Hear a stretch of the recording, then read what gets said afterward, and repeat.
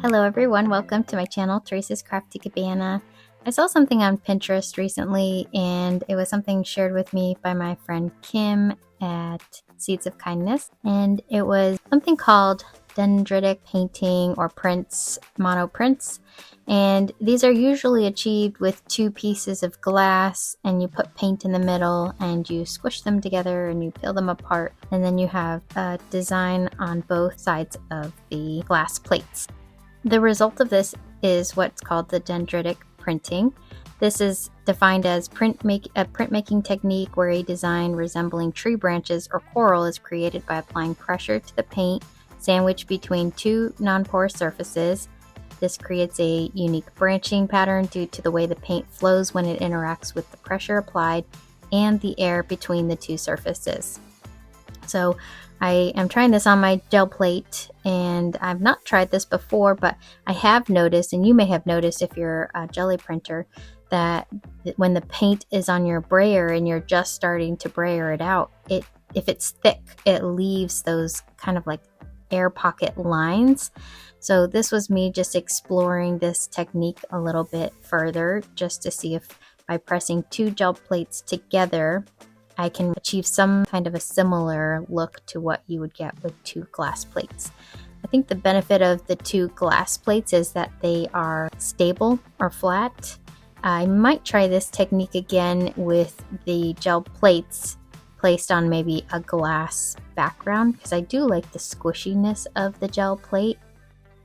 And I'm also able to use it kind of like a stamp. So I can either stamp down the whole image, or I can stamp down parts of the image. So by doing it with the gel plate, I have two mirrored images, and I'm just kind of pressing them next to each other. It creates this little circle in the center. But then what's left on the plate, I can take that and I can press that somewhere else on my paper. Maybe you could get the similar results with a glass, but I feel like with glass you have to press it down flat, press it in. You don't have this kind of jelly movement like you do on the gel plate. So it's not like it's a perfect print once you're adding all these extra parts that didn't come off with the original print, but it does do a really nice job. Another thing you could do is, instead of mirroring them together like that, you could put one down, let it dry like you normally would a gel print, and then peel it off and it would pull all of the paint off. So I didn't let mine dry only because I wanted to come in with both of them before they dried on the gel plate, just to see what kind of a design I could get from doing it this way.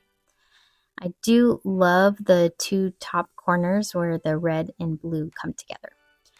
I did let the rest of this paint dry on my gel plates, on both of them, just like this, whatever was remaining. And then I went in with this Iriscent gold, which kind of turns into an orange when it's brayered out or thinned out. And then I have a teal blue color that I'm just putting with it because I want to see what contrasting colors look like next to each other with this technique. I did put more paint down this time too, and I'm just matching up my two gel plates.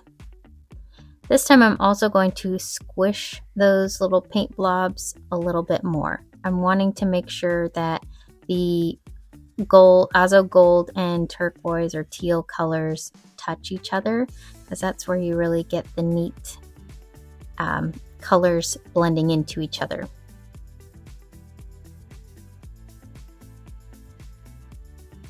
And that's the other thing, is on a gel plate, I feel like you could really squish this paint around and manipulate it. I'm not sure how easy it would be to do this on a glass, just a glass plate. And again, just carefully lifting up the two plates from each other. I've also seen that the two glass plates don't separate too easily. You need like a knife or something to break the tension. The two gel plates don't have this issue. And again, I'm going to use these two just like a stamp. So I'll pull in my piece of paper, and the paper that I'm using is the 32-pound hammer mill copy paper, which is really nice printing paper.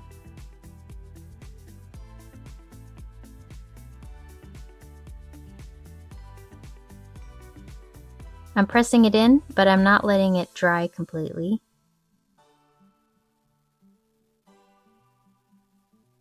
If you're enjoying this video, don't forget to like the video and subscribe to my channel for more content just like this. And then this is just the mirror of that. So what I found really fun about this technique is, number one, you don't know how it's going to turn out. Could turn out terrible, could turn out amazing. My favorite part was where all of those colors kind of blended together and just created these interesting lines that even maybe take on a shell type of design. I don't know, it's very interesting and very unique. And then I did let both of those plates dry. I put paint on one of the gel plates, and I'm just going to blend that paint onto both plates.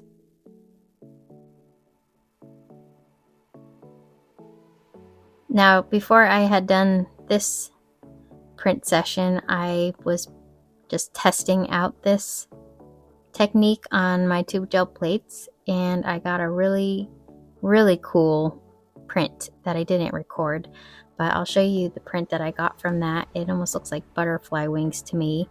I had used the alizarin crimson and the turquoise, so two transparent colors from Golden Fluid, and I guess the way that I had put the paint blobs down, squished them together and peeled it off, and then when I stamped them opposite to each other, just like I was doing the stamping here, it just created this really pretty, almost like two sets of wings. And I think if I do some doodling around it, I could definitely make it look like butterfly wings. I wasn't able to recreate that, so that's the tricky part is, again, you don't really know what you're going to get until you squish that paint and pull it apart, and just whatever design you get, you kind of have to work with. So definitely not something you have much control over. I added a little bit of texture, and now I'm adding in some silver. I do think that this is kind of taking away from the design here ultimately. The first print that I had done that I didn't record, I just used the silver, and I think the print just kind of looked better against just a plain silver background.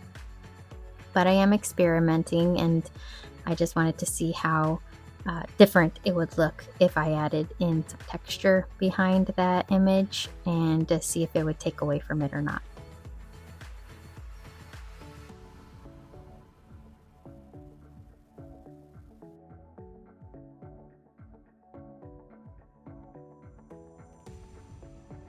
For this print, I did let it dry before I removed it.